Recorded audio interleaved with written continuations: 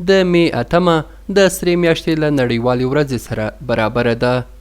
نن دغه ورځ د غزني ولایت په مرکز کې د یو لړ ځانګړو مراسمو په ترڅ کې ولمانځل شوه.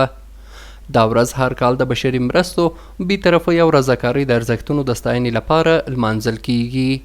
په دغه غونډه کې د غزني ځایي مسؤلینو هم د دغه ورځې په ارزښت خبرې وکړې او په وینا یې چې تر هر چا وړاندې اسلام د بشر حقونو ته ډیر ارزښت ورکوي. دوی د غونډې ګډونوالو ته د ریاست الوزرا عالی مقام پیغام هم واورول.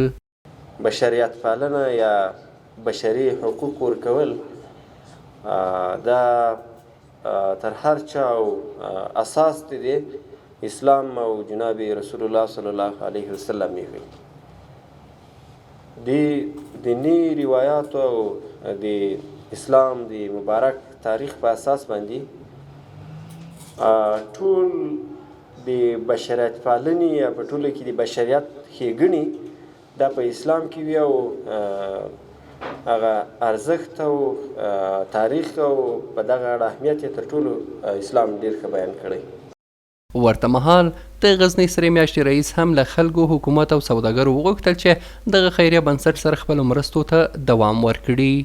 په نظام کې کوم کسان چې مواظب دي د هغو خلکو څخه مې دغه تقاضا ده چې دوی د سرې میاشتې سره مکمله همکاري وکړي.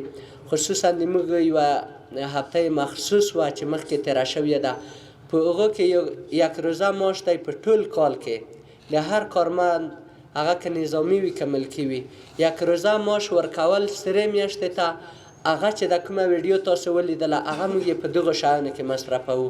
نو د ټولو خلکو څخه مې دغه غوښتنه ده چې د سرې میاشتې سره خپله همکاري وکړي.